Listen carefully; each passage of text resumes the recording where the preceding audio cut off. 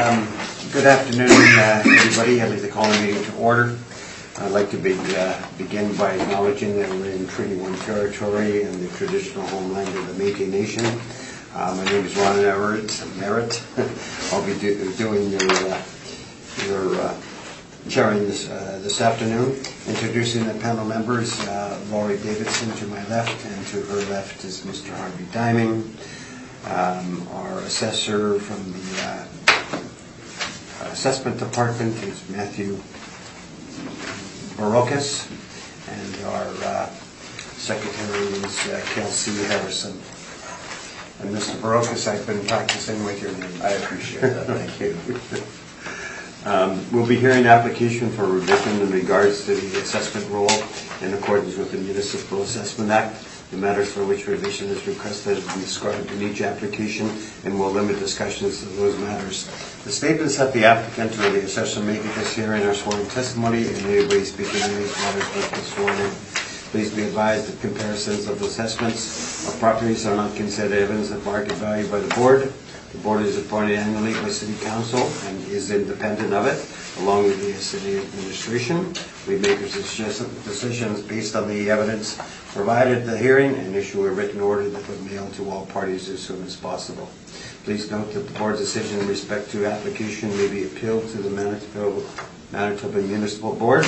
The matter pertains to assessed value or classification, or the Court of Queen's Bench if the matter pertains to application for exemption from taxation.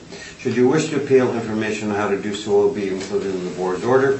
In respect to the hearing this afternoon, I would confirm the matters to be addressed with each applicant following the swearing in. We'll then have the assessor's testimony followed by questions that the other applicant may have, and it'll be the applicant's testimony followed by questions. Each party will have the opportunity to summarize if they wish. Once all evidence about the application has been brought forward, the applicant may leave. The process will repeat for each item on the docket this afternoon. The session will close after all applications have been heard, and the board will deliberate in private to make its decisions. You will receive the order by registered mail as soon as possible. As information, all public hearings are live stream recorded and will be part of the public record. I'll ask our secretary to either affirm or swear in Mr. Barocas and swear in Mr. Smith, or confirm. Could you please state your name? Matthew Barocas. Do you affirm to tell the truth, the whole truth, and nothing but the truth? Yep. Thank you. Yeah. Could you please state your name? Trevor Smith. And do you swear to tell the truth, the whole truth, and nothing but the truth, so help you God? I do. Thank you. Okay.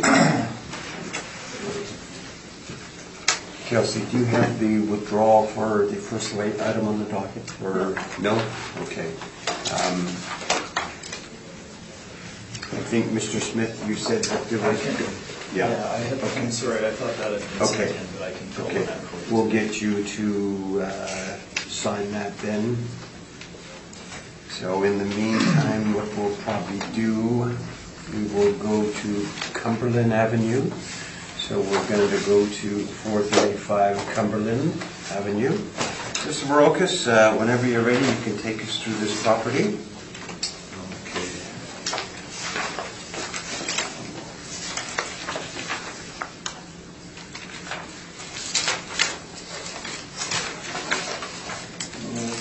So, file number 19-1592, roll number 13096060000, 435 Cumberland Avenue, assessed $2,616,000 for 2020 roll year, which is April 1st, 2018 reference date.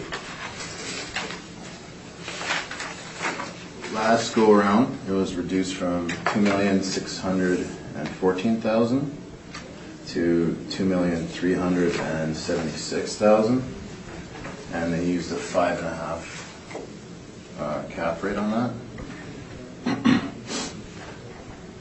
Located corner of Edmonton and Cumberland.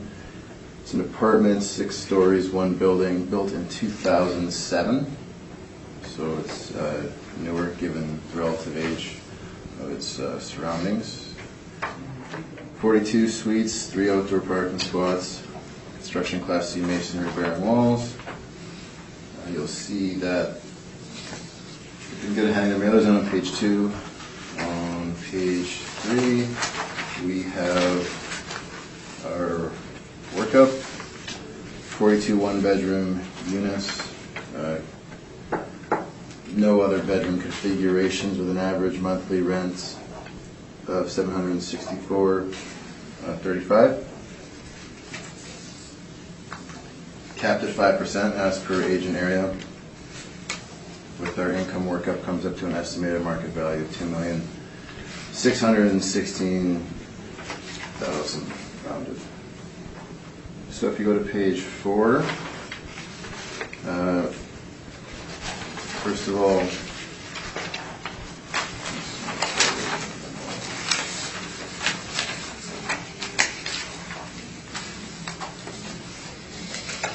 so we have our rent comps on page 4 in the area. Obviously, we have an older, newer effective year built on this property, but these properties are from the surrounding area. 3 to 4 construction class C. When you look at the average monthly rents, we're below all of them in terms of average monthly rents, but we are only one-bedroom units with the subject. The comparables, they have 2-bedroom units as well. One actually has 2 4-bedroom units, so it would make sense that their average monthly rent is higher. Also, I did a look using the CMAC rents. Average for the Centennial area for the 1-bedroom, $829. We are at $764.35, so we're a good amount below in that respect. So the rent is supported. Page 4A are the tables. Townhouse, the table in question, which you're looking at, would be the top table on page 4A. Page 4B, these are the example of sales that took place in the reference period, just to substantiate the model-derived capitalization rates, not meant to be comparable specific to the subject properties. You've seen them before, so I'm not going to dwell on them. Page 5 is our capitalization overall for the city. The different property types are overall ranges, and the preamble, which you've seen many times before. You see our, on page 7, you'll see the mailer here.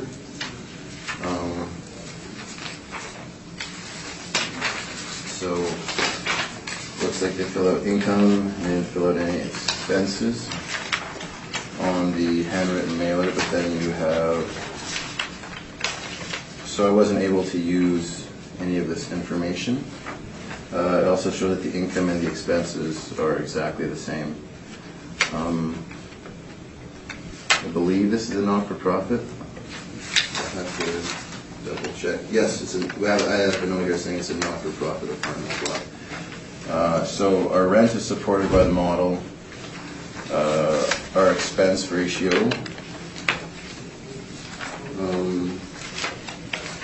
looks like it's been overridden to 65% by member-owned apartments to account for the expenses that they are reporting.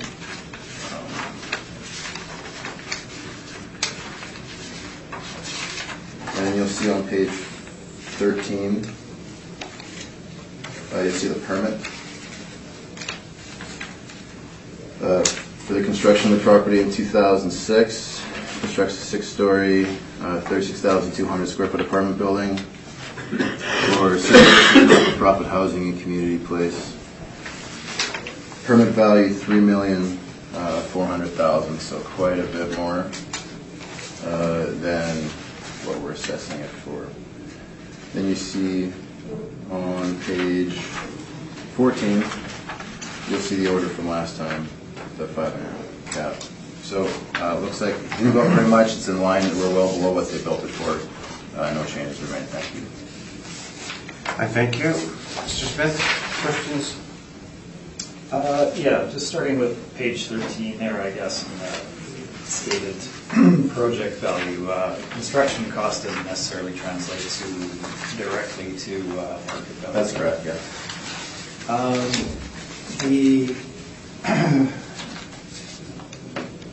The property itself, it's located on Central Park, essentially, correct? I wrote down Edmonton and Cumberland. It's in that area, Central Park area. How would you characterize that particular section of downtown? A lot of new Canadians. Okay.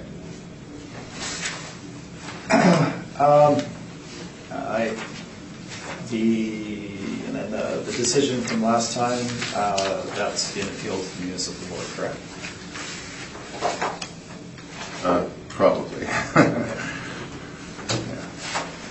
That's fine. That's all of my questions. Thank you. Thank you. Ms. Davidson?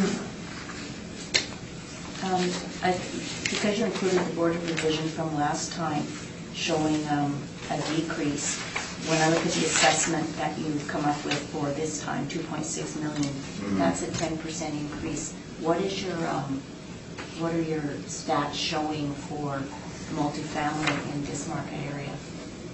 I don't have any overall increase in this area. Our rents are derived from the model based on the income and expenses that are submitted. The expenses, for this type of building, construction class C, 2007, 65% does seem to be even on the high side. There was an override. When you say an override, what does that mean? Well, it means a member of our staff reviewed the property, and then they made an adjustment to the expense ratio based on their findings. Is that the only adjustment from model?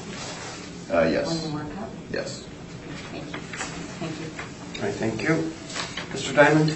No questions, thank you. Mr. Rokas, I guess you're coming in with using a 5% rate because of the age, because of the location. But I guess, looking, with the, it's not really fair to look at it, but it's there. The 5.5% cap rate the last time. So, have rates been suppressed? Well, we do have a big part of why page 4B, why we're showing these examples of sales that are 5 and under, is to show that information that we received through sales mailers and even what purchasers have declared have been less than 5%. So there are sales that are lower than 5%. I know 5% was the lowest last time, but this is a new cycle, and there are some in the 4% range. Okay, I thank you. Just one other question. Mr. Smith alluded to the fact that I guess the applicant took the decision. It's at the municipal board. The city did not. Not to my knowledge, no. Okay. Mr. Smith, your presentation. Yes, thank you. So a bit of background on 435 Cumberland Avenue. It is a nonprofit organization that develops and owns the property, that being the Indochina Chinese Association of Manitoba, Inc. So the intent in developing this property by this organization was to supply affordable housing to seniors in their particular cultural group in the downtown area. So they developed all of these one-bedroom units, 42 one-bedroom units in this property on land that was available, and that is the background. Now, subsequent to building it, the seniors in their cultural group did not want to locate in this building. They didn't like the units, they didn't like the location, they didn't like the size of them, and so they struggled significantly with the original intent of filling it with their particular market demographic that it was intended for. So they have since branched out from there in more recent times, and it's dominantly occupied now by recent Canadians, recent immigrants to the country. They're in need of affordable housing in areas such as this, and that is the market segment that it is currently serving. And prior to that time, well, I mean, it's still it's been a mix of groups, but it's dominantly not the original intended use of serving that particular cultural group and the seniors in it. So let's look at the structure itself. It is very bare bones, what they constructed. The units are more akin to the size of slightly larger bachelor units than they are to typical one-bedroom units. If you look at the finishes of the units, yes, it was built in 2005, but the finishes used are of a very basic nature, and obviously haven't been changed since that time. Your kitchen is more of a galley kitchen in a corner. The bathroom is on the small side, and if you look at the bottom of my page number 4, you can see the size of the bedroom. So you can fit a bed in there, but not much else. And obviously the common areas are very institutional in nature, as you can see. That's a bit of background for the property. The site, there's further description on page number 6. The units themselves are 450 square feet. That's certainly on the small size for a one-bedroom unit. And given their current cohort and some of the people or some of the residents that they've had over time, they have had significant damage and wear and tear to the property itself, just given the nature of the market segment that they have served. The site is shown on my page number 7, so it's located at the corner of Cumberland and Edmonton, yes, and it borders on Central Park essentially to the south. If you look at perhaps my cover photo is not the one to look at. Nor is my aerial particularly good. If you stand in front of the building, immediately to the southeast is Central Park, and directly across Cumberland Avenue. So surrounding Central Park are a great number of other social and public housing properties themselves, all low income. That particular section of the downtown is obviously quite challenged economically, socioeconomically. There are drug issues that we're all aware of in that particular area, and it obviously has an effect on the value of real estate, both in terms of whether people choose to live there, what they're willing to pay for the units themselves, and vacancy in the area, and then ultimately what an investor would be willing to pay for those properties. So that's some background for you. I'll take you back to my page number 1.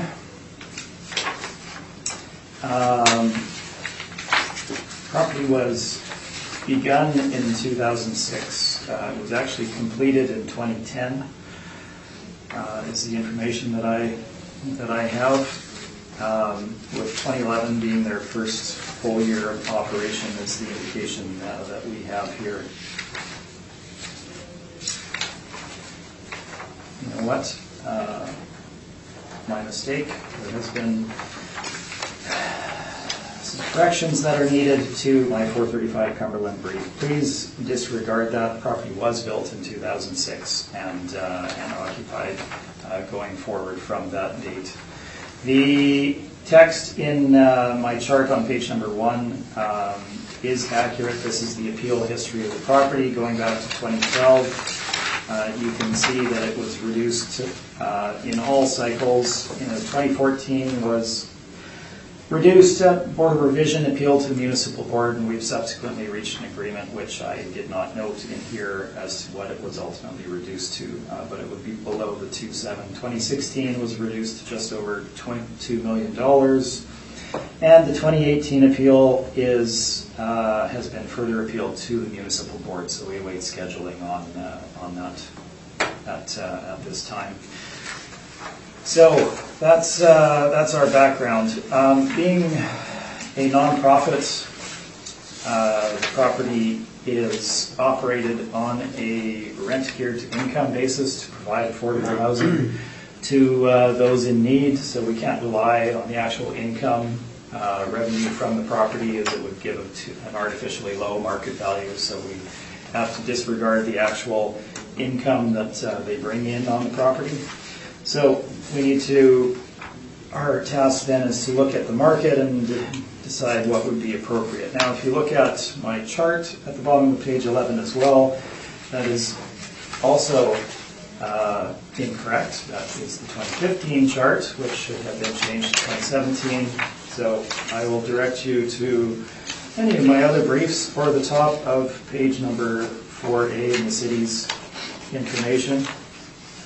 The subject property, while it would fall within the Centennial area, it's located on Central Park, and your rents in that area are going to be significantly different than the majority of the Centennial area, where you're located in more attractive, higher rent areas such as South Broadway or the areas south of Portage Avenue, Indiana Exchange, etc. These areas will obviously drive the average rents higher. It's not appropriate to apply the average rents from Centennial as a whole to the subject property. So the subject essentially lies adjacent to the Midland area. Given the size of the units at 450 square feet and their basic nature, we've applied the market average of $716 for one-bedroom units from Midland to the subject property, and this gives us our annual projected revenue of $360,864 for a rent. To this, we've added their laundry revenue of $5,725. Moving on, we've applied standard vacancy rate to the property. If you look at my page 13, on the expense side, we have gone through 3 years of history for the subject property, provided you the data on those, and come up with a stabilized expense allowance for the valuation date of $245,872. We've made some adjustments where required in lowering property management and some small adjustments to the averages. By and large, it's 3-year averages that you're looking at that establish our stabilized expense allowance. Now, $245,872, if we were to apply that directly to the valuation, it would be in the neighborhood of 70% expense allowance. That would be, in my estimation, too high to provide a fair market value. Now, if we look at the stabilized amount of $245,000, it's relatively close to what the city's applying at $243,000. However, we have deferred to the city's expense allowance percentage of 65%, thereby reducing the expense allowance to $229,943. This then gives us our net operating income of $123,815. Now, we can move on from there to capitalization rate. My comments from this property will carry forward for all of the others. We're dealing with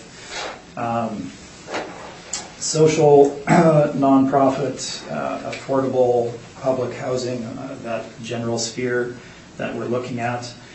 You've probably all heard this before, so we'll run through it relatively quickly. You cannot directly compare social and affordable housing properties to standard market apartment transactions one-to-one, and that they're not directly comparable, as there's considerable restrictions and burdens not present in the standard market for these type of properties.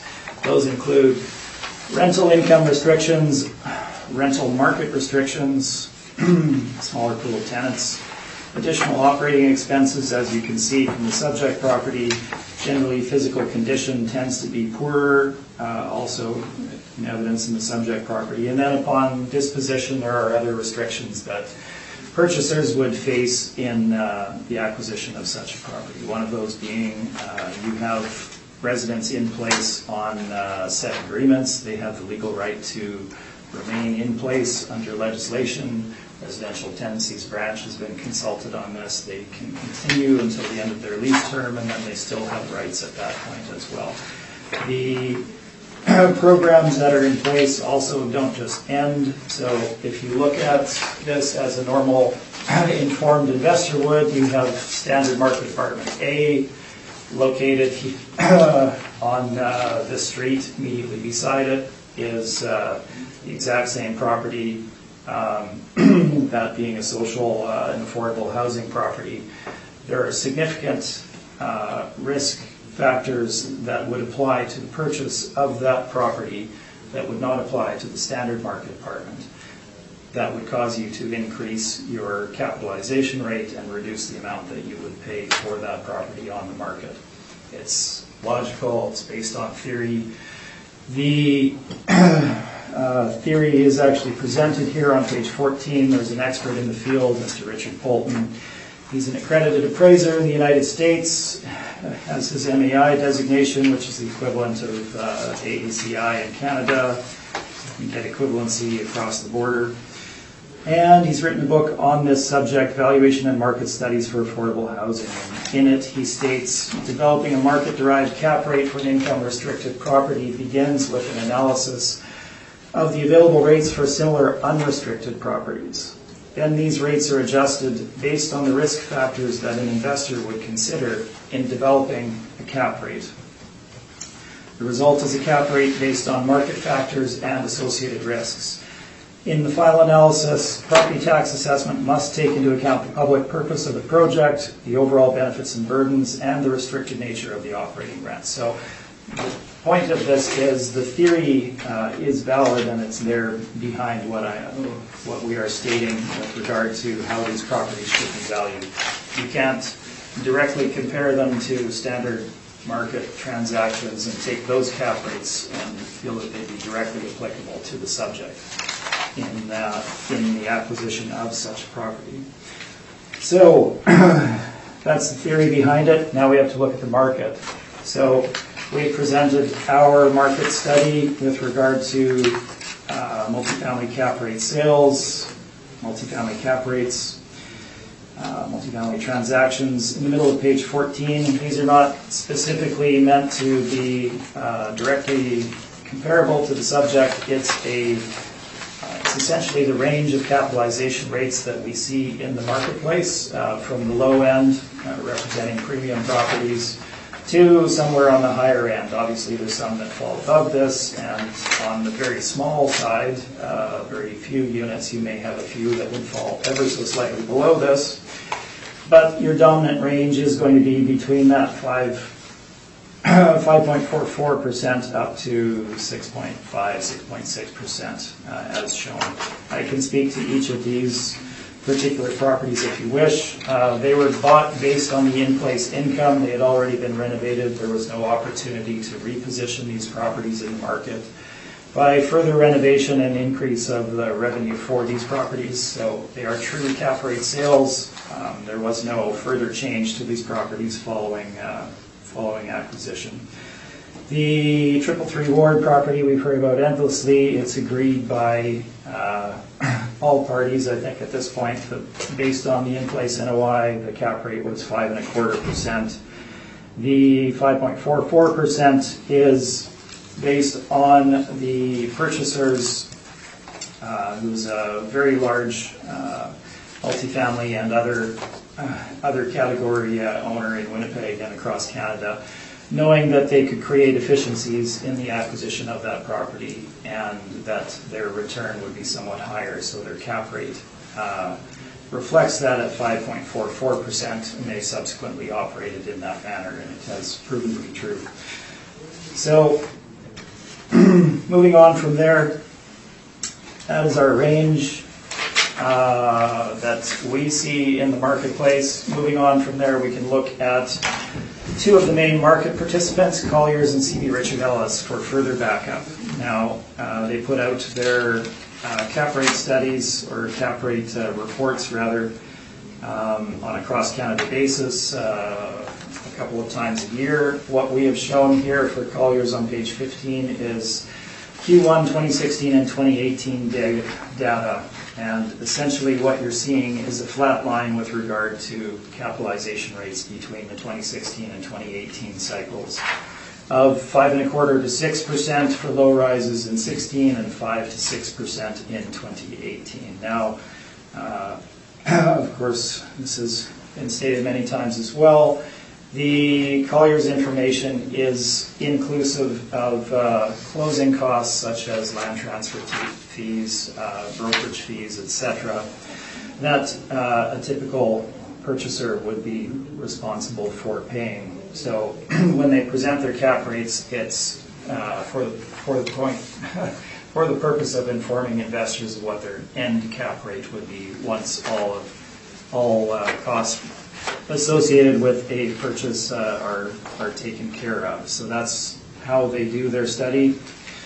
And this, of course, decreases the cap rates slightly, so they're roughly 1/4 point on the low side. Now, C.B. Richard Ellis, similarly, is essentially indicating a flat line with regard to multifamily cap rates in Winnipeg between 2016 and 18. The charts are there on page 16. 2016 is indicating low rises between 5.5% to 6% for low rise A, 5.75 to 6 for low rise B, with the same figures for the 2018 cycle as shown in the chart on the bottom left-hand corner.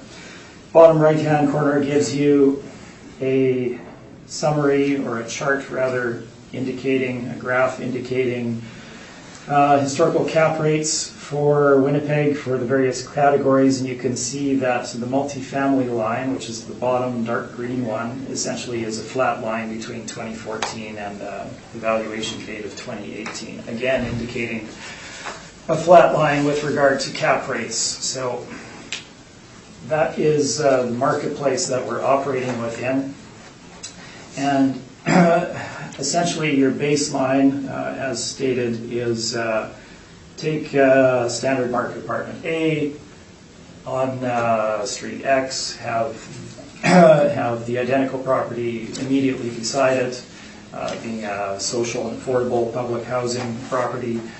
The risk involved in the acquisition of that property is going to cause an informed investor to pay a lower price and a higher cap rate for that subject property. So at a minimum, you would be at the upper end of the standard market capitalization rate range. So looking at the subject property, if we look at the range generally being in that 5 to 6% range, 5.5 to 6.5, we have we've attributed what we believe to be the low end of what an investor would pay for properties such as this at 6%. So we're not being aggressive and asking for 7%, hoping that we get 6. We believe that it is 6%, and that is how we value the property. So we've applied 6% as shown on my page number 17, giving us a final market value of $2,064,000. You can see adjacent to our analysis, the city's 2020 analysis, as well as their 2018 analysis for the subject. The addendum materials just include the income and expense for the subject, as well as supportive decisions with regard to other public and social nonprofit housing properties in the city of Winnipeg for the 2020 border revision cycle. And I'm happy to answer questions. I thank you, sir. Questions of the applicant? Yeah, just in regards to that last point, I have some decisions involving Manitoba Housing as well that are lower than the ones that were presented at the end of his. So if we're going to look at the picture, You know something? Because we don't have any material in regards to, you know, we see the outcomes, but we have no information of how, you know, the expenses are, or the, you know, so all I'm going to do is that if you want to hand them out, we'll just look at the rates, that's fine, but we're, you know, it's up to the panel to decide, you know, whether we have sufficient evidence. So, yeah, so basically I'd like to hand them out just to give a more rounded picture that's fine. in regards to Okay. the ones. So that your are- rebuttal is in regards to the cap rate? It's just, yeah, just giving them decisions that are less than 6 or in the mid-5 range. So Okay. I don't know how much weight you're going to put on the applicants or mine. They should both be out there. We're looking at. Thank you. Thank you. So I'm not going to go through them, obviously, based No. on that. No. But I'm just going But to like you say, we can piecemeal this here, and I guess you concluded that there is a lower cap rate for some properties that came before the board, Yeah. 5.5. There's two here. Okay. The first two, Furby and Spence. So. Okay. But like I say, we have no idea. Some members might have sat there, some of them probably didn't. But like I say, we don't have a lot of evidence in front of us, so we'll take that under consideration. That's fine. Okay. In regards to, Yeah. Okay. Sorry. You must address. Can I address the Sure. rebuttal evidence Sure. ever so briefly? Yep. So 2 Yep. points. For the most part, if we're seeing decisions in the 5.5% range, they're being appealed to the municipal board. So can't speak to these particular ones, but by and large, if they're in that range, we have appealed them to the municipal board.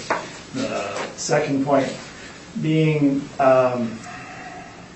you know, if the most recent, very large, most recently constructed property trades at a 5.5% roughly, is that appropriate? That's my only comment. I don't think they're equivalent. Panel members, anything, any questions in regards to the rebuttal? No? All right. No questions either. All right.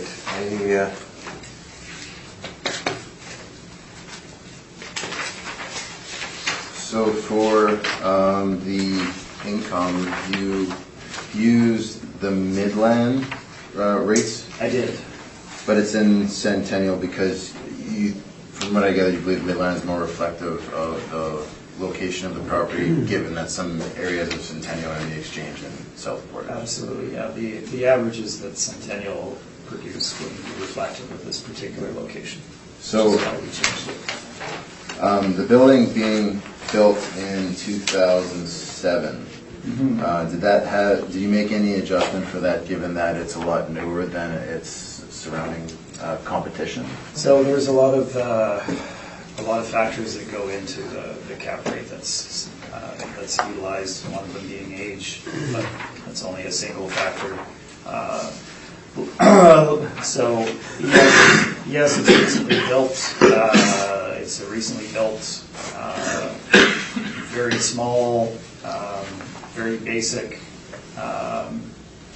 one-bedroom property that has challenges in leasing in the marketplace and is located in a substandard investment area. So we took everything into account. Okay.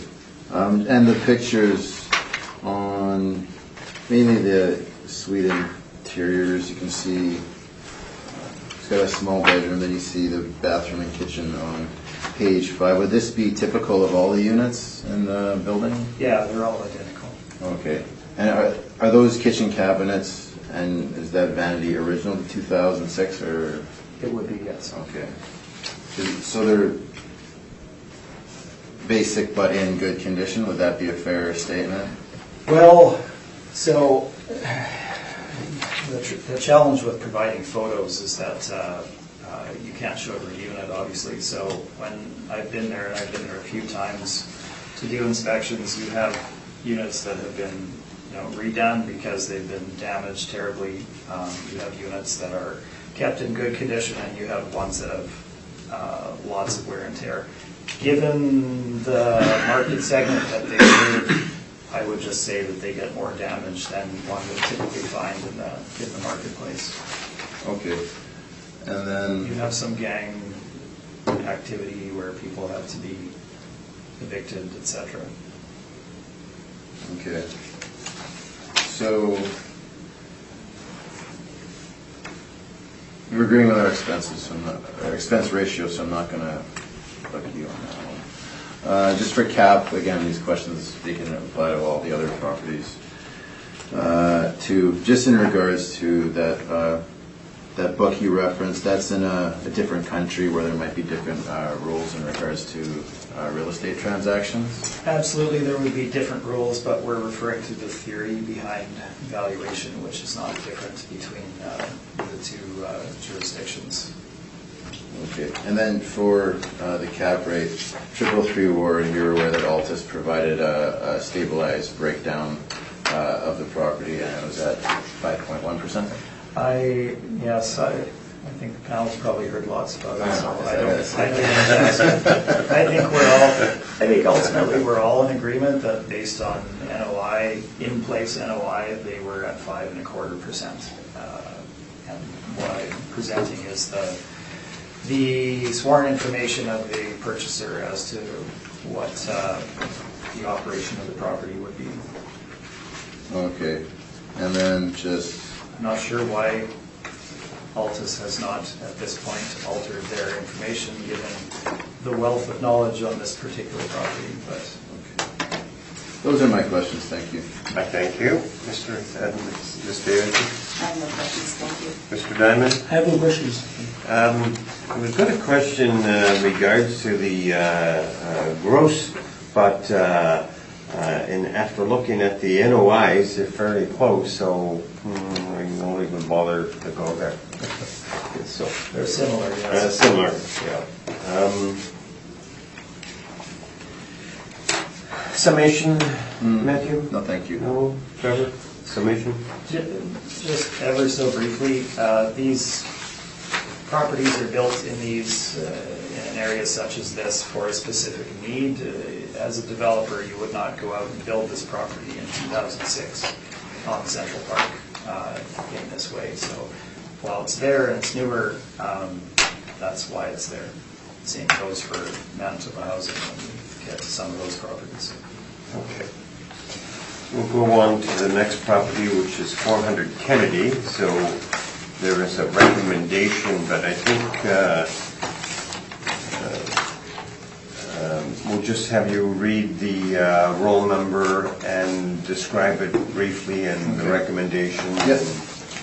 All right, file number 19-1756, roll number 13053082, 100 400 Kennedy, owner MHRC. It's an apartment, 1983, on Kennedy?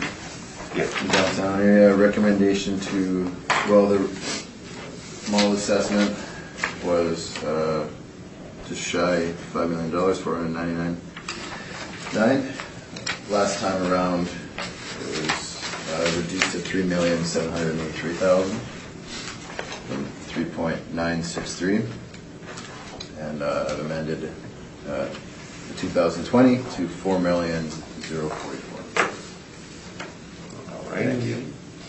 Mr. Smith, are you in agreement? We are in agreement with the market value, yes. Okay. Panel members okay? Yes. Yep. So the basis of the recommendation is on what? What did you Oh, determine was- yeah. So when I was reviewing this one, first thing I noticed went from 3.7 to almost 5 million. That's a big jump. The income quality we had in the model was too high. So when the model refreshed it. What happened was the rent that was assigned to it was too high. So the breakdown you'll see on page 3 is the result of me lowering the income quality to below average, because it's MHRC and the applicant and I are both in agreement with the fact that a lower rent should be assigned to it. So when you look on page 4, you'll see most notably the CMHC fall 2017. So we got 28 2-bedroom and 14 3-bedroom. So the average rent, just the average in the area, would be $1,038. Now the model is kicking out a number of $1,087, which is higher than average, which is not right based on that. So basically, it's adjusted in a way then? Yeah. Okay. And then it'll go forward with this setting to be more accurate. Okay, we'll go on So to, our agreement is with the market net value, ultimately, not necessarily how it's arrived at, but we agree with the market value. So applying 5% is not how I arrived there, but I agree with the market value. You don't like the 5% as a precedent, but the market value of this one you're accepting as it all in? Right. Okay. all right, we'll go on to 385 Carlton Street. So, the floor is yours.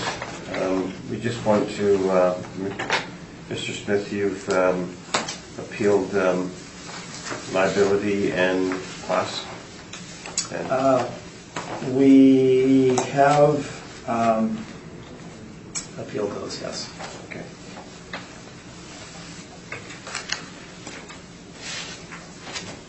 All right. Whenever you're ready. Okay, file number 19-1642, roll number 1305287, 2385 Carlton Street. Again, Manitoba Housing and Renewal Corporation is the owner. Parcel use, res app, so it's an apartment, 12 stories, corner of Carlton and Capel, 1974. Effective year built is the same. 122 suites, 37 outdoor parking spots, construction class C, masonry, barren wall.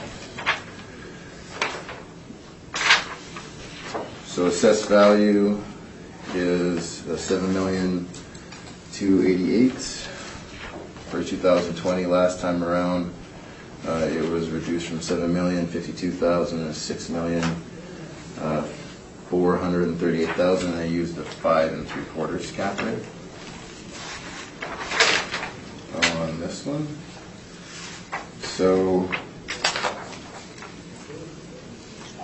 page 2, you see they're good with handing in their request for income information. You'll see page 3, our workup here, 99 bachelor, 22 1-bedroom, 122 units total. We have our average monthly rent at $665. So class and liability is 20G. The grantable, they take grants in lieu of taxes as a Crown Corporation. So we have our model parameters here as per age, area, and size. It gets a 5.3% cap rate with a 59.1% expense ratio. Estimated market value $7,288,000. Rent comparables are found on page 4. So 1974, a lot of bachelors and 1-bedrooms. So the comps, it was hard to find with a high number of bachelors in them. You'll see that our comparables don't have any bachelor units to them. However, you'll see that the average monthly rent of all those buildings are a good amount higher than what the model is assigning. Also, you can see the CMHC average, using that for the Centennial area, would generate an average rent of $685. We're below it at $665. So we're not overstating it based on the averages as collected by CMHC. The table on 4A is the CMHC information, cap rate. Examples are on page 4B and 5. So just in regards to the classification of the property,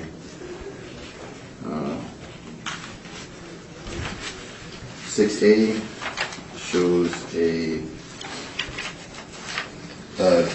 printout of the provincial website. We have Manitoba Housing. First line, this is Manitoba Housing is a Crown corporation created by statute, the Housing and Renewal Act. And then you'll see that Crown means, and on page 6A, you'll see Crown means Her Majesty Queen. In Manitoba, Crown lands mean lands that are vested in the Crown. It includes lands referred to as provincial lands in an act of the legislation. Institutional lands mean lands that are exempt for municipal taxation. So they pay grants in lieu of. And at the bottom of the page here, it says Section 335, Section 3, the amount payable as a grant under subsection 1 in respect to the property is the amount that would be payable as taxes. Under this part, in respect of the property, if we're not exempt from municipal taxation. So they pay grants in lieu of. So we have it classified based on them being a Crown corporation.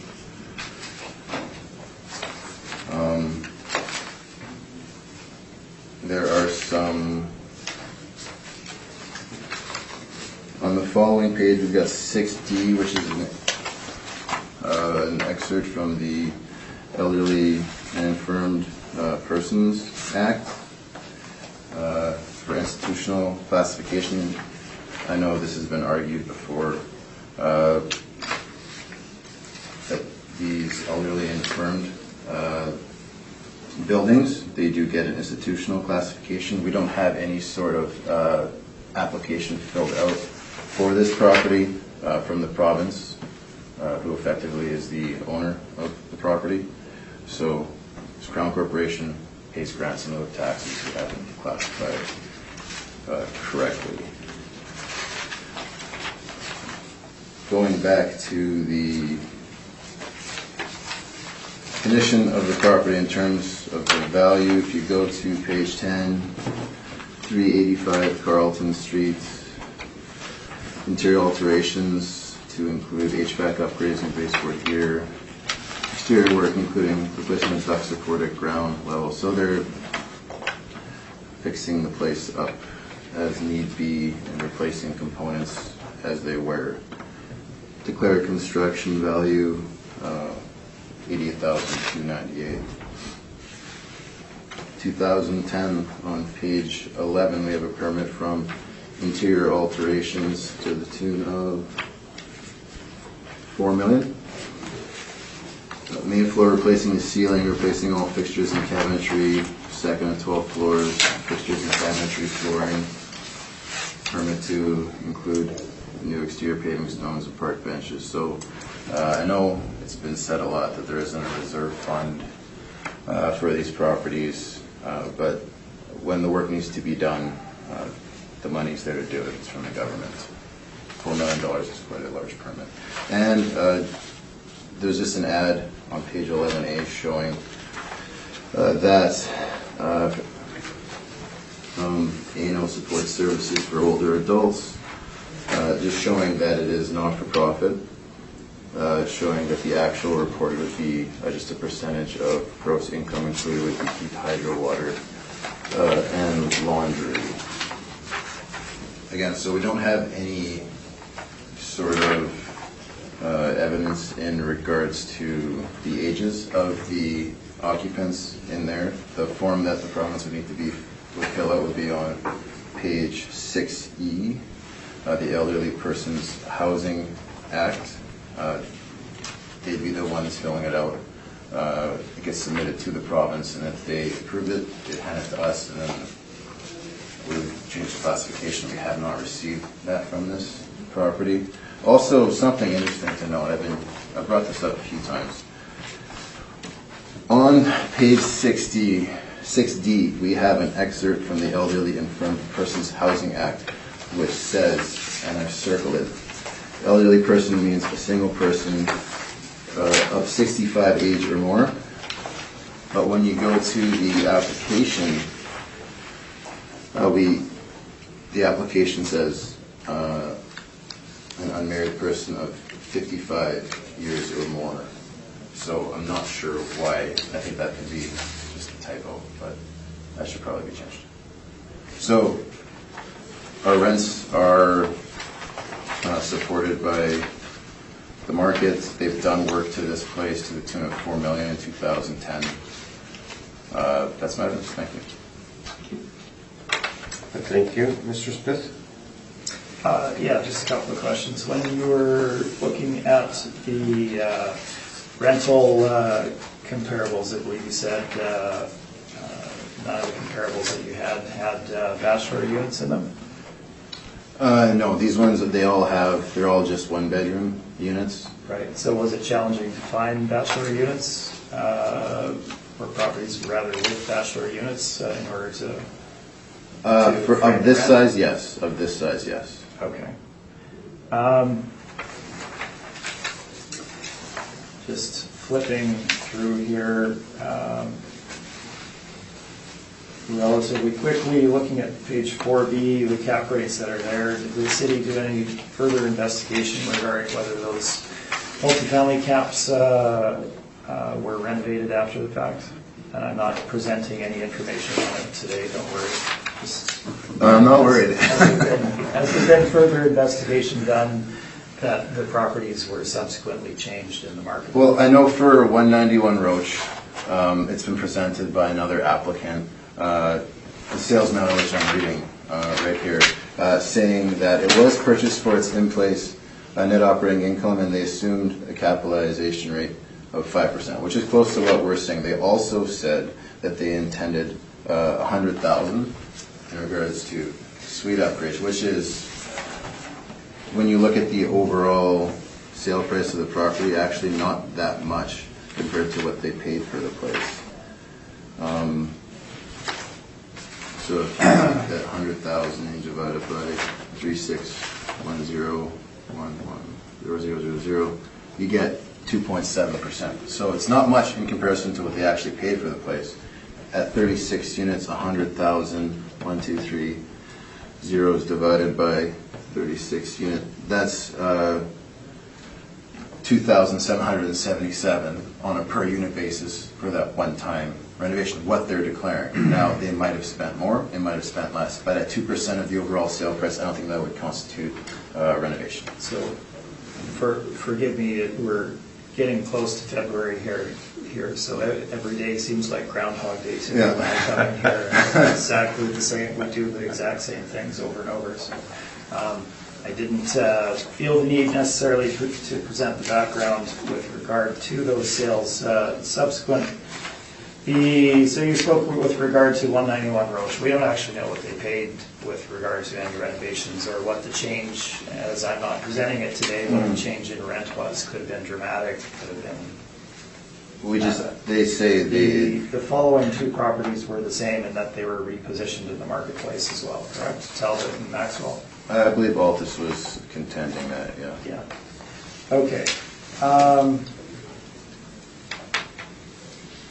Looking at cap rates on page 5 for multifamily, the City of Winnipeg information. Full range is 4 to 7.3%. I see there's no changes between high rises and low rises. It's just across the board 4 to 7.3. Was there no difference in information brought in, or was there simply not enough information available for sales to make a determination? I'm not sure. That's more of what the modelers depends on. So,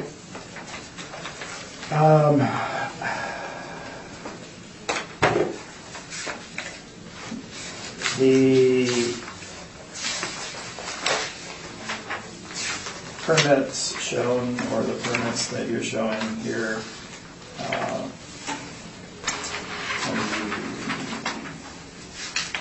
HVAC upgrade, 88,000, 2010.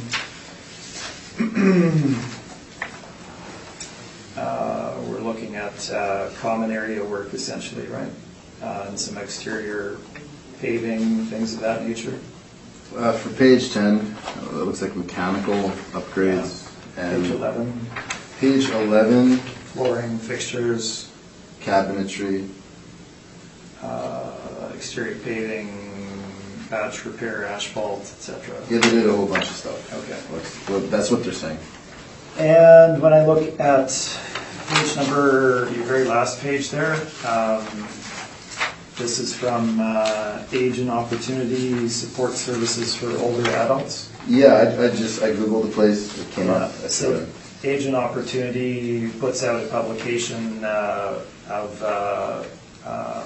housing options for seniors in the community, correct? And that's where this page is taken from? It says there's a directory it came from, so So that would be where this that would be where it's from. came from. Okay. Those are all my questions. Thank you. Ms. Davidson? I have no questions. Mr. Diamond? Okay, I see that on this property, the model is using a 5.3 rather than a 5, which is used on the Kennedy property, which is just 2 streets over. Why would this have a 3% higher cap in model?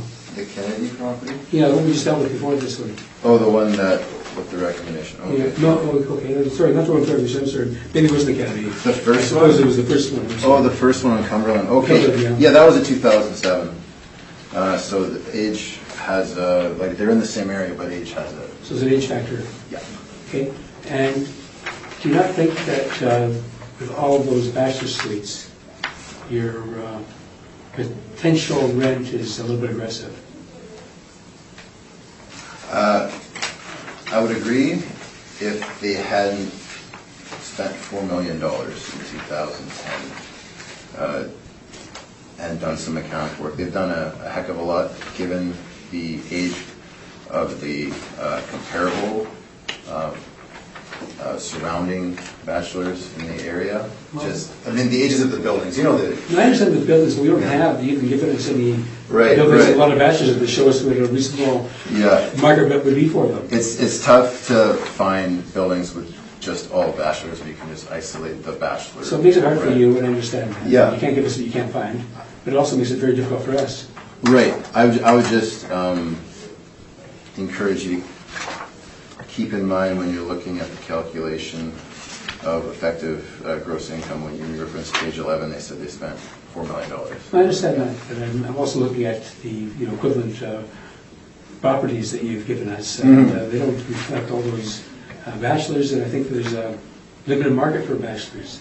Yeah, and when you look at, like for instance, you look at some of the gross floor areas, if you look at on my page 4, if you look at comparable 1, we got a gross floor area per unit for the 136 one-bedrooms and 7 two-bedrooms of only 510 per unit, which is smaller by a good amount compared to our gross floor area per unit, which at 609 is small as well. Okay, so you're basically saying that I'm using my comparable number 1 in Edmonton, even though it's not as many bachelors, the units still on average are smaller than the subject property. Yeah, on a gross floor area per basis, and that is in 1987, but again, we're just Okay. circling back to we had a lot of work done. Okay, good answer.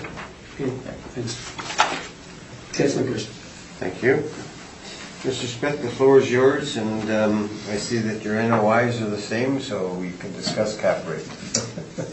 I'm happy to do so. So, yes, background, we are in agreement ultimately with the NOI after reviewing the market. We feel that the rent and the vacancy and the expenses are appropriate based on the subject. So NOI, we have, again, public housing building. If you look at our distribution of units as shown on my page 3, 99 out of 122 bachelor units. So we have public housing of a very basic level, basic level of finish.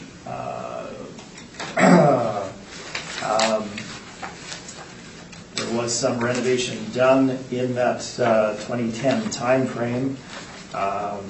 Being public housing, that doesn't necessarily mean that the property remains in that state. Yes, it's been renovated more recently than some other ones, but it doesn't mean that it's brand new property and would draw rents appropriate to that or be in that condition to draw higher rents.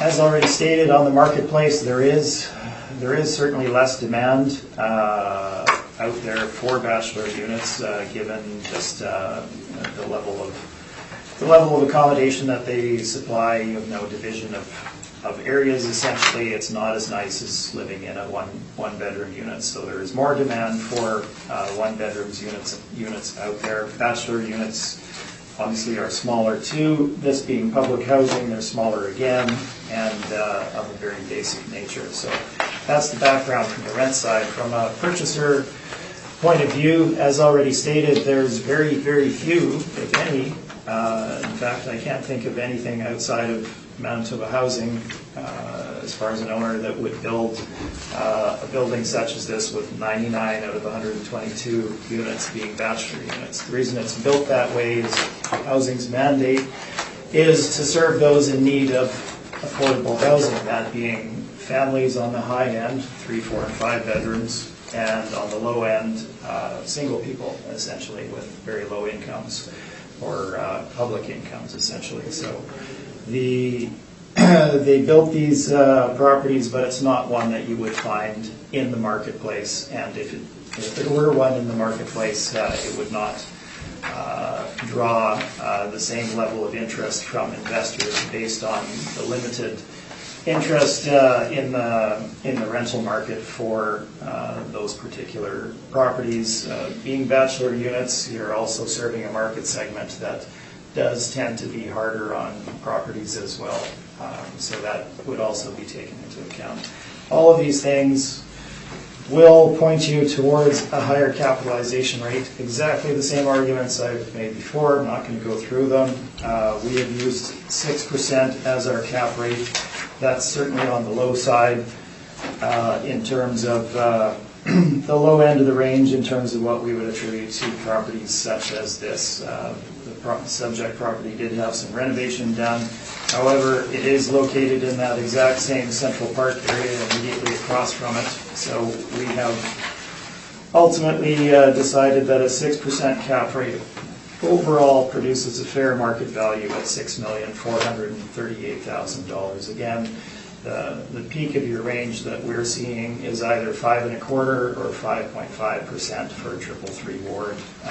Is this equivalent to that? No, it's not equivalent to that. So 6% is essentially the baseline of what would be paid for these. Now, with regard to classification and that, I'm not going to beat around the bush. I presented significant detail on a number of these properties in the past with regard to classification and the reason for the change to institutional school tax exempt. I didn't have the opportunity to put that together for this one and go through the level of detail, but it's been hinted or alluded to that perhaps this is driven by myself as the agent. It's not. Other representatives, not the current representative of the department, has perhaps suggested that the intent of Manitoba Housing was never to look at classification and exemptions to be in line with the market. They would just pay whatever was attributed to them. In fact, I believe there was also a panel member that may have alluded to such things. Now, these are going back in time. Manitoba Housing, as of this time frame, is driving this bus. They are the ones that are interested in being fairly assessed in the marketplace based on the exact same, serving the exact same cohort as other nonprofits in the marketplace. The information with regard to whether they qualify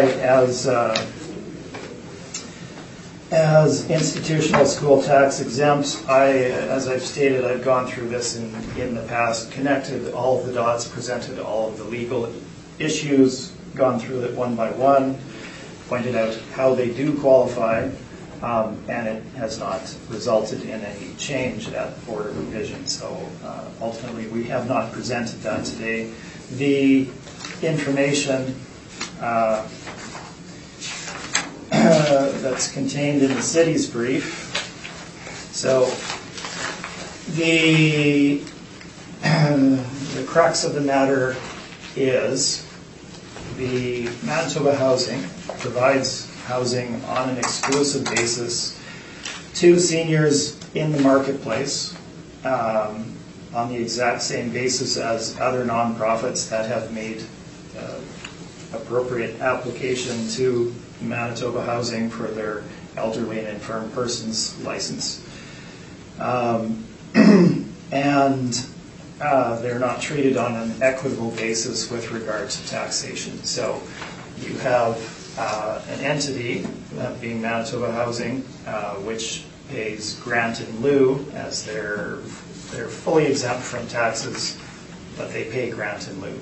The effect of that is that they pay full taxation, and they have no intent of not paying full taxation based on how they're assessed, but they should be fairly and accurately and equitably assessed with other properties in the marketplace that are on the exact same basis as them. So let's run through it quickly.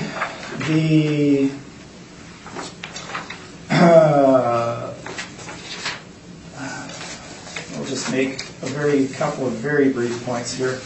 So it's been pointed out that they need to fill out the application form on page 6E. And again, this is not specific to the assessor that's here today. If you look at this form is a Manitoba Housing form.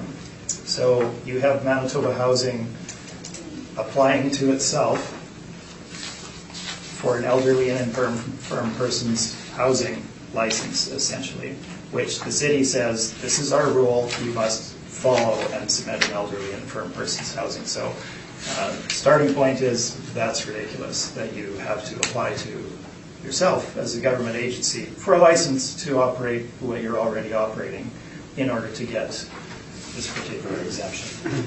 I've pointed this out to Manitoba Housing, that if you want to follow the rules, these are the rules. You fill out your form and you apply to the city, grant yourself an elderly and infirm person's housing license, provide the information, apply to the city, etc., and you should be granted it.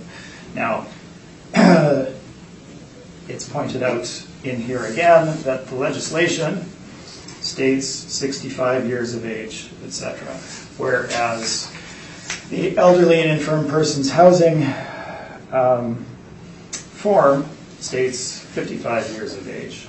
Now, this is what's submitted to the city by other applicants to get that classification change from the normal classification to institutional school tax exempt. So this is what's submitted by other applicants. This is what they provide. I have made Manitoba Housing aware of the process, and I'm told that they are actively going through that. Now, they're a big entity and nothing happens very quickly, so it may be that they haven't been supplied, but from a professional point of view and providing service to them, I find it very frustrating that you can present all of the information that clearly shows that they are exactly the same as others on the marketplace that get the same classification, but the city, not the assessor, says Rule X says there's a 10-year gap, so I'm sorry, but you don't meet it, whereas this is what others apply and get that classification. So we will proceed with this, but it'll probably have to go up to a legal level, is my understanding. All the information is there, but we've done it numerous times, so I don't see a change occurring at this point. But that is the background. And as stated, at the very back of the brief, 11A, I guess it is, age and opportunity.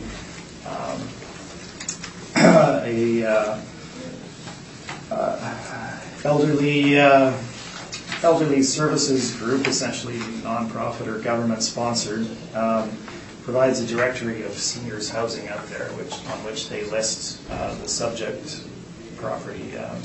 It's very clear that the property was built for seniors. I may not have mentioned that in my initial discussion, but the property was built for seniors to start with and continues to be occupied by seniors. That's my presentation. Thank you. Thank you. Questions of the applicant? Yes.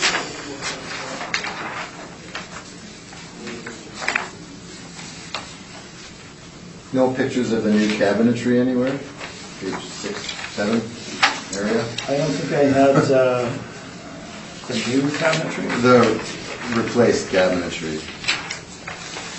Well, I think our kitchen photo is on page 6. Okay, yeah, down yeah. the top there. Maybe not the cabinetry. Okay, and then,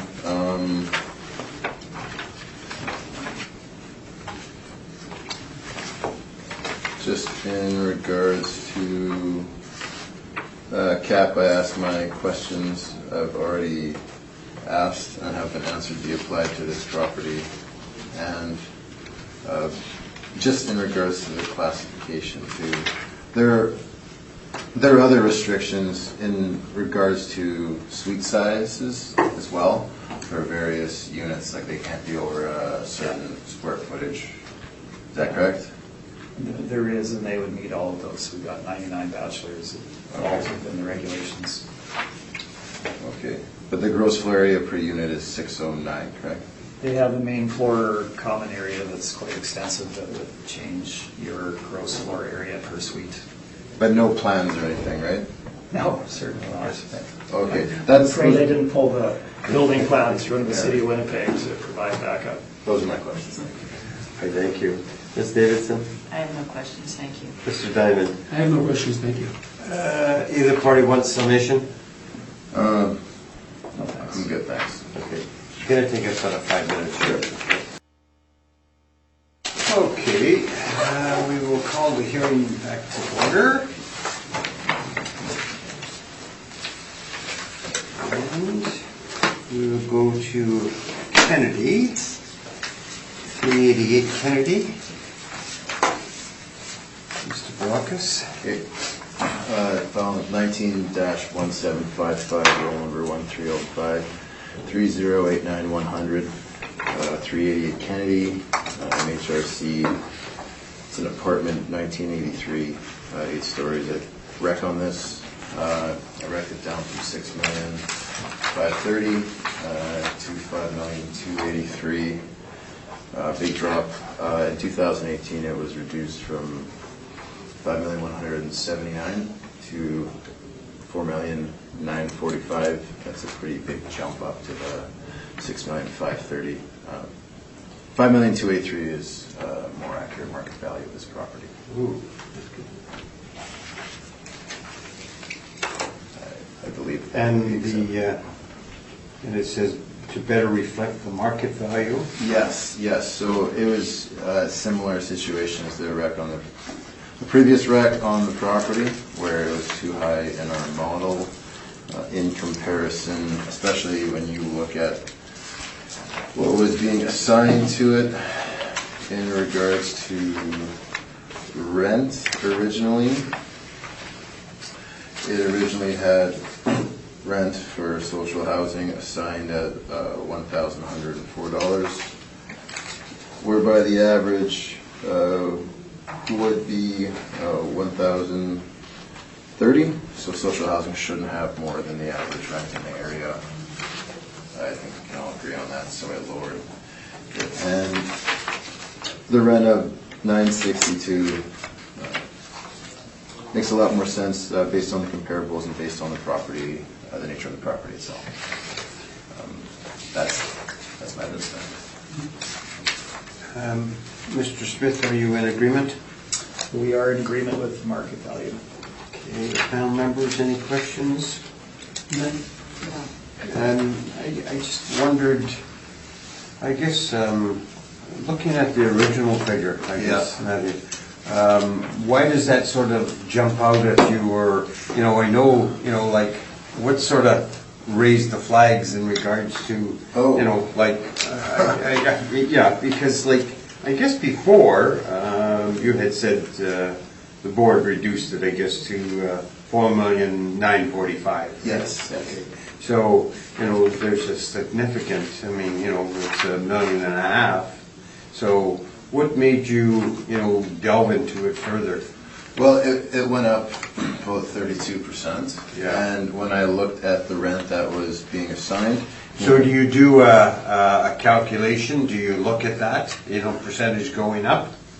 Yeah, well, the first thing I do when I start to look at these properties, I see what happened last time with it, and then I see where it is compared to this time, where there might be some unreasonable jump. Now, last time we had it in our model at 5.179, so it was a small cut. It wasn't like it came down from 6.2 to 4.9. It was 5.179.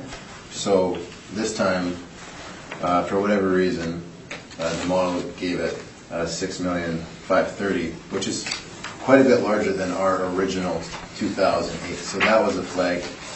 And then when I looked at the average rent in the area on a weighted basis on page 4, calculated $1,030.26. The original, I believe it was $1,104. So it's higher than what the average for the area, given that it's social housing, it should be lower. So when I lowered the income quality, it kicked out a rent which is $962, which in regards to the comparables and in regards to, for instance, the other rec I made on Kennedy, they're in line. And the result generates a number which is more consistent with the decision, and also the model generated a number from 2018. And Mr. Smith, you're in agreement, right? We are in agreement with the ultimate market Sure, value. can I ask a question? Yep. Yeah, I'm just wondering about one thing. I notice that quite often, matters that come before our board aren't appealed by the city, and there's a large reduction, and then next time it comes up for assessment, the model just kicks out the previous amount, like it seems to have done in this instance. Why isn't there any filters that grab them, so that parties have to make applications to us when it seems that it's obviously too high and it wasn't appealed and it's going to be reduced anyway? I'm just wondering, I know it's a policy decision that maybe isn't yours, but it seems there's got to be a filter some way to weed these out before they get here. We do review them. However, we only have a certain amount of time before the assessments go out, so we can't just with the number of staff we have, we can't get to them all, because it is a mass appraisal. But that's true, but there are very few that are, this much out. That yeah, for sure. And it's not our intention for those to slip through, and that's why you sometimes see overrides. I'm not critical of you personally. Oh, of course, yeah. That's why you know that the system seems to be lacking somewhere here, though. Yeah, we try and catch what we can and adjust on a go-forward basis. Okay. It's not a big jump. Yeah. Can I just ask, for your preview period, can businesses come as well as residences, like in the same manner where you review their individual assessment, or do they get the same opportunity to review it in advance? I believe the RAP program and the preview program is only in regards to residential properties. I just, we might as well pursue this just a little bit more. Mr. Smith, I guess you're in agreement with it, but the city, I'm just looking at your brief, okay, and you were going to be coming in at 6%. Yes. Okay. So, but because of, you know, I'm just trying to sort of narrow down cap rates, okay? Absolutely. Yeah, so, but I mean, why would you, you know, I mean, you accepted the recommendation and with the 5% cap rate, yet you were willing to go, you know, present 6. So I'm not accepting the recommendation with a 5% cap. Okay, I'm okay. You're accepting the rents. I'm accepting the resultant market value ultimately is what Yeah. I'm accepting. Okay. Not how it was arrived at by the city. Okay. And if you review my, in each of these, I think, and I didn't have time to look at them until Yeah. shortly before the hearing But, here, but but, each of them. but says previously, close. I mean, in your presentation, you were at the same NOI, but a different cap rate. Yes. Okay. Now it's, the NOI is significantly lower.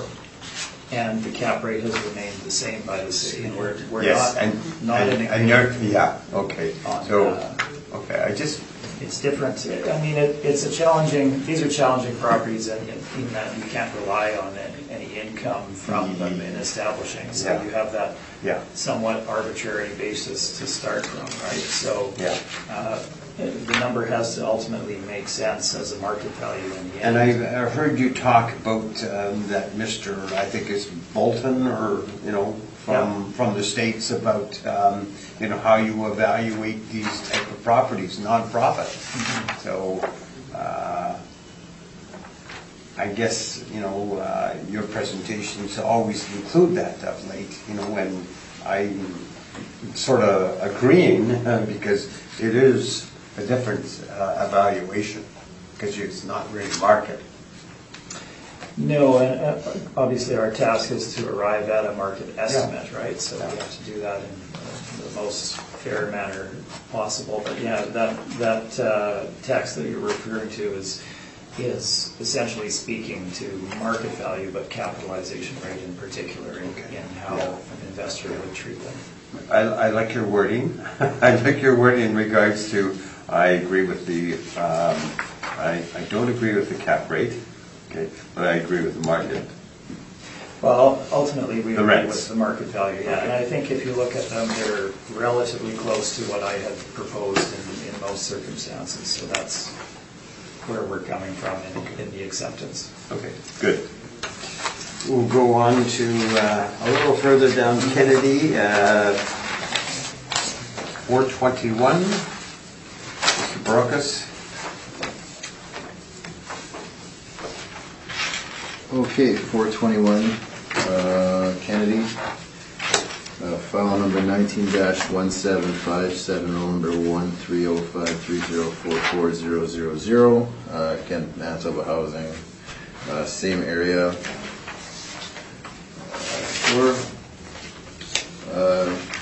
Again, I made a reduction based on the same premises we just discussed by lowering the model quality to give a better indication of what the rents would be.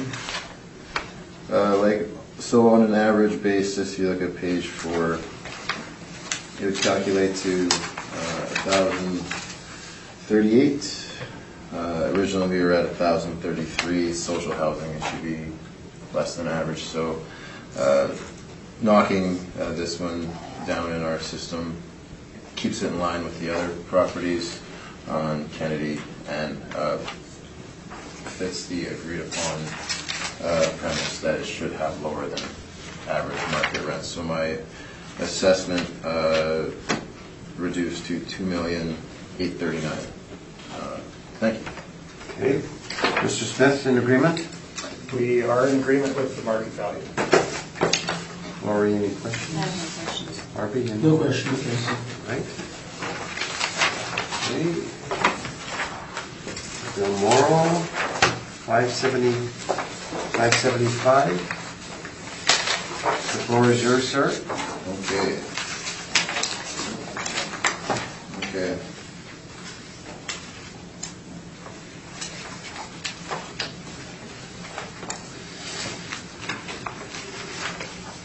Just give me 1 second.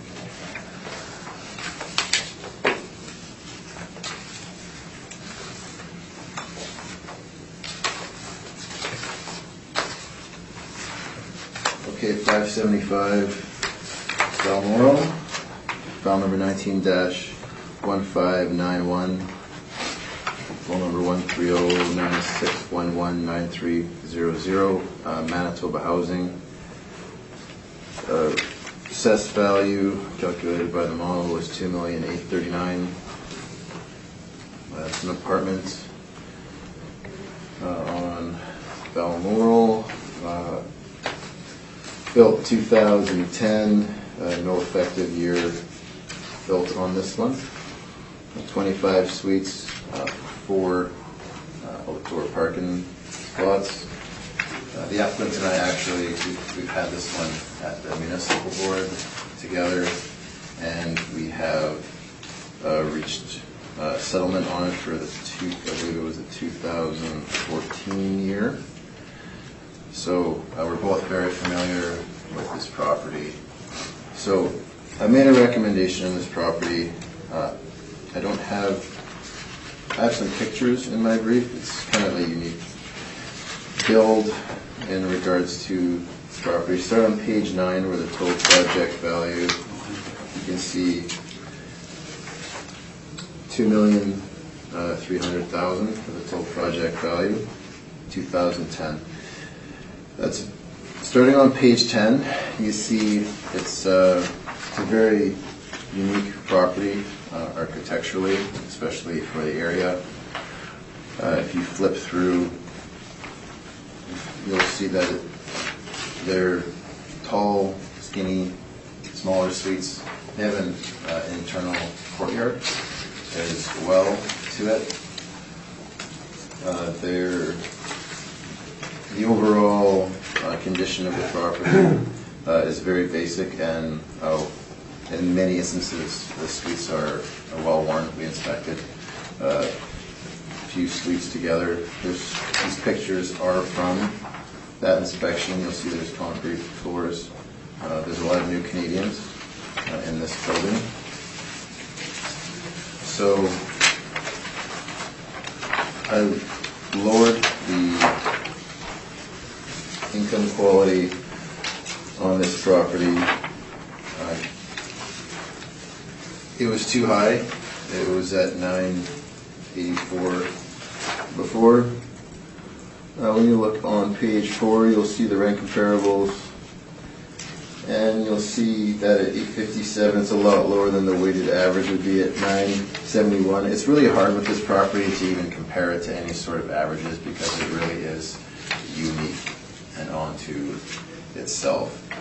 Maybe to just expedite things with my amended workup on page 3, I'm reaching a net operating income of $123,724, and the applicant his net operating income is $125,360. So we're very close in regards to net operating income after my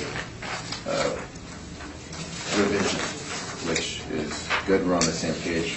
We both visited the property. So it mainly comes down to capitalization rate on this one. So we've got a 6% cap on this property, and it's by age, area, and size. Also, for 2014, the agreement we reached was based on a 6% cap. So that's a number that we have settled on. Before the property was reduced in 2018 from $2,473,000 to $1,985,000, and that used a 6% cap. So it seems 6% cap is what's been applied to this property so, I mean, we're pretty close in terms of net operating income.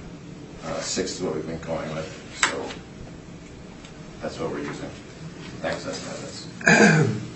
Mr. Smith, are you in agreement? We are in agreement with the market value, the revised market value, yeah. Panel members, any questions? Not for anything. I don't have anything. I just have one question, I guess, Mr. Smith, I guess on your page 15, you're showing the assessor's cap rate of 5%, and it should be 6. That would have been from Before? the original valuation, so not the revised one. I don't know that I included that in the back. Yeah, on page 15, Yeah, it shows 5%. it does, and I'm afraid I didn't include that into it, so do you have the original valuation? I don't, however, I mean, we both inspected this place, it should have a 6. Okay. It was 6 last time, and we agreed on 6. So, just to that point, there's a typo there too. Nice.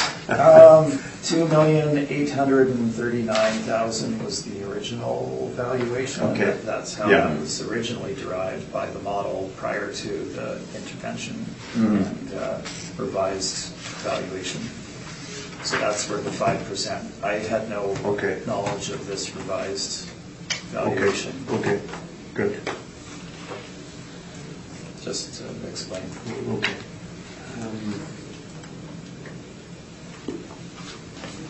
All right, I have no other questions, I just, want to make the records right. Okay, so that's 6. Okay, we'll go to 113 Market. Mr. Brokus.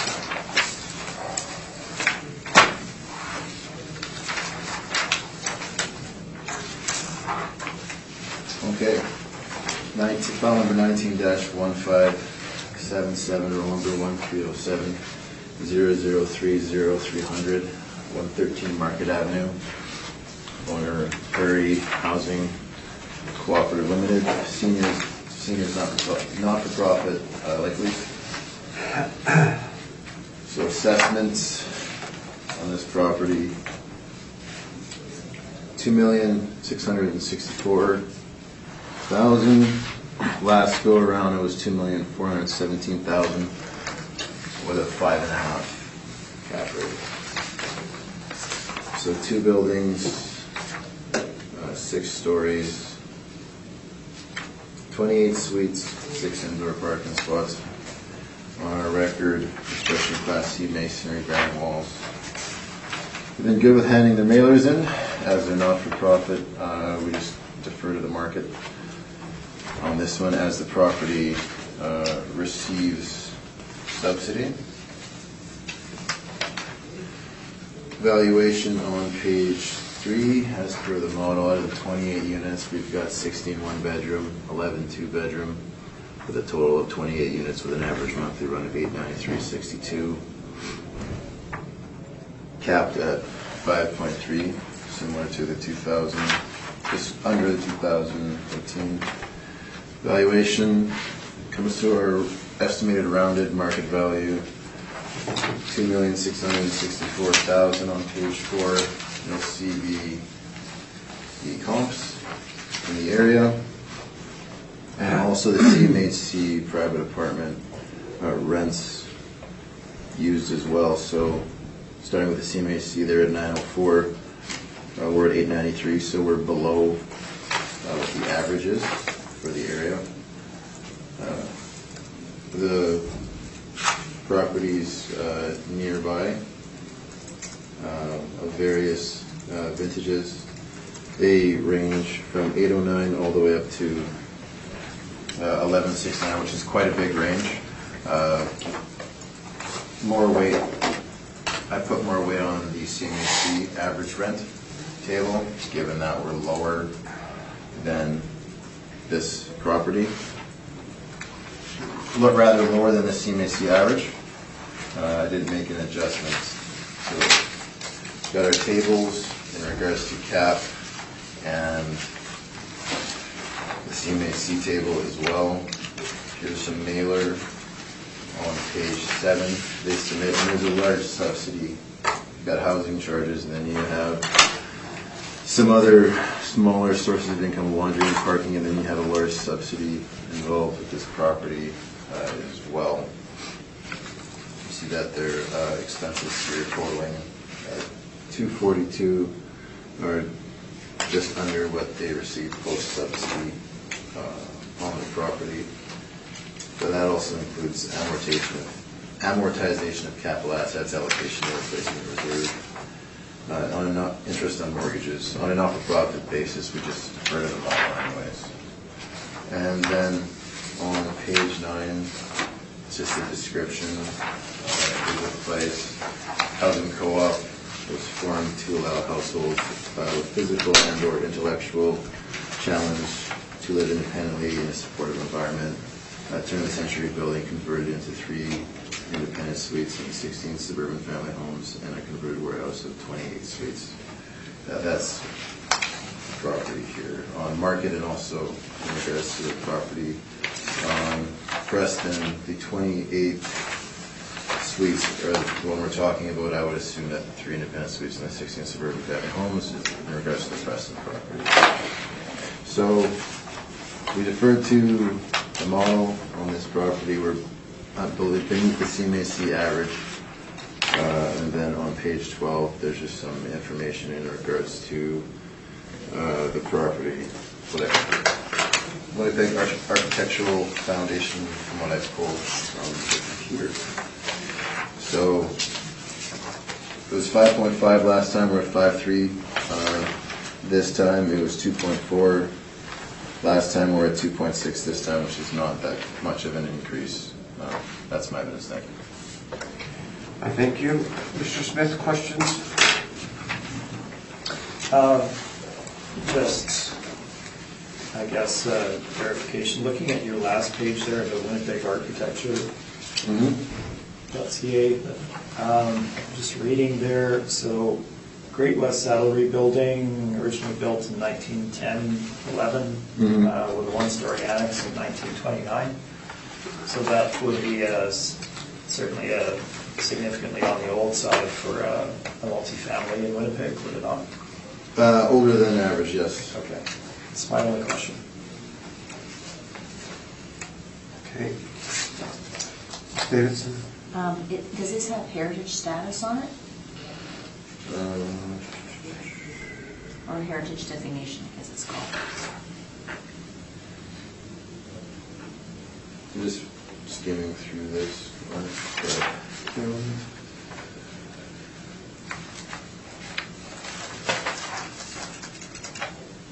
I'm not sure. Okay, thank you. I thank you. Mr. Diamond? No, I don't have any questions. Thank you. Barocas, I'm just looking at the cap rate, and it seems to be fairly low for the age of the building, and based on, you know, some of the pictures that are inherent. So, why the 5.3 cap rate? From actual year built, we have an effective year built, 1929 to 1958. There's 2 buildings on it as per what we have in our records. Unfortunately, I didn't pull the notes on this one, so I can't tell you what the source of the effective year built is, but I would assume that if they have people living in there, they would have had to have done some work since 100 years ago when it was initially built. So to just say that it's a building from 1910 would be incorrect. But personally, I have not inspected, nor do I have the notes in regards to the effective year built, so I can't comment on that. any further, any more than just looking at the photos from the applicant.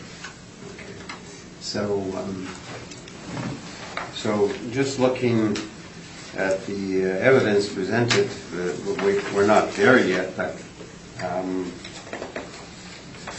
do you think this warrants the 5.3 cap rate?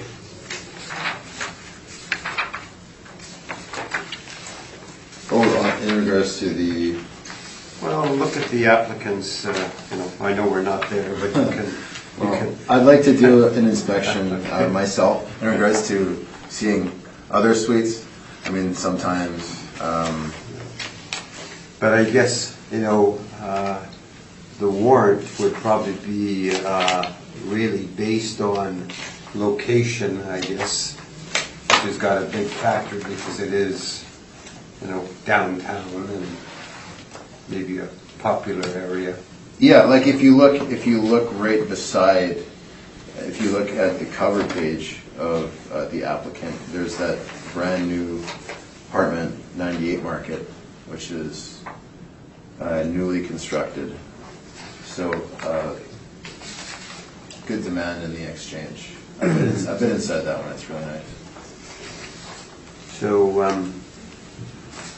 on your brief here, it says 0 parking, but it does have parking, does it not? 6 indoor stalls? I'm sorry, outdoor parking. It just has 6. It says we have 6 indoor stalls. And I mean, having not inspected it, page 2 of the applicant's brief, that looks to be the area. And this is a life lease, is it not? That's what I got from the Okay. applicant's brief. Yes. Okay, I thank you. Mr. Smith, the floor is yours. So I'd be in agreement with the city, and I don't mean to, with regard to age somewhat, in that, yes, it's not a 1910 building that nothing has occurred to. It has obviously been converted from its original Great West Saddlery building occupation and any subsequent warehousing that they would have done there to multifamily, so it has been changed at some point to that usage. However, if you look at the dates, so the main building, your 6-story portion was built in 1910. The other 1-story addition, which is, if you look at the cover page in my brief and the last page of the city's information, it is the 1-story section on, I guess that would be the west side of the building, and that is now used as the the indoor parking section, so we have photos of that. So really you're looking at a 1910 building that has been converted. I don't think that equates necessarily to a year of 1958 necessarily.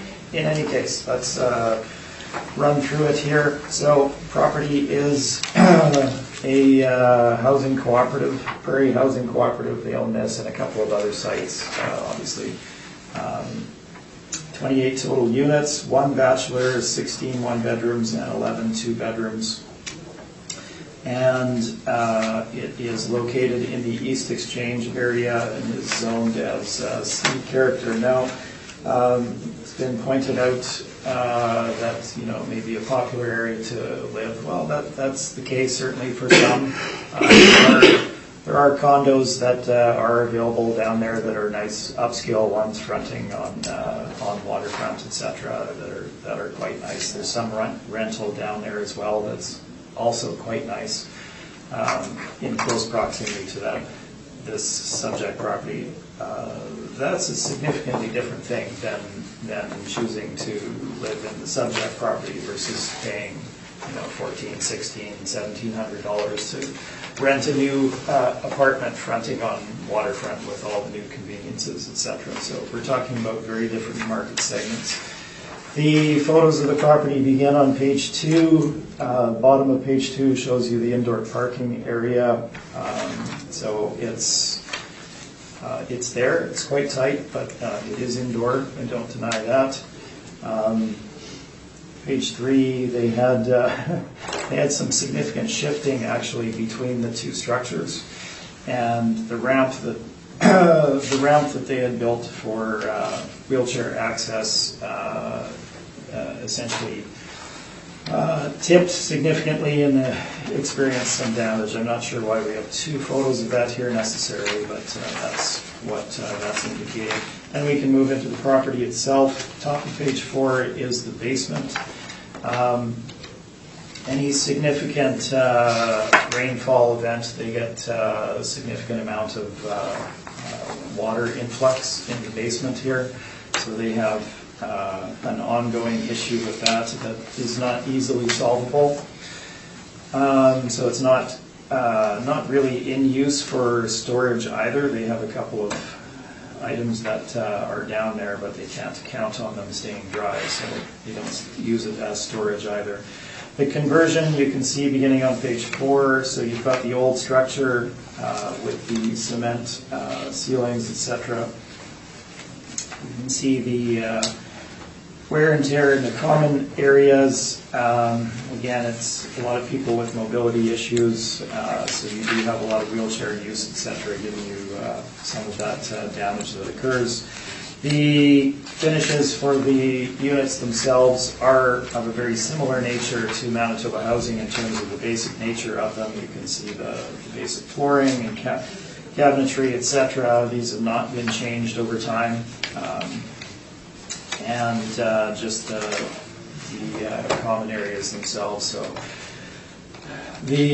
not common areas, the interior areas of the suites. So the carpeting obviously in need of changing, etc., within many of these suites. So that's your general condition that we're showing. That's not a single unit, it's multiple units that were inspected. The site's shown on page 8 and the location on page 9. Moving into the actual valuation, we give you the September 30th, 2017 information from their income and expense form. So the rent charges that they brought in came to $166,782. We have included the laundry, parking, and there was some other income that we also included, as well as the subsidy that brings them up to $257,731. Now, that is what they've recorded on the income side in their statement.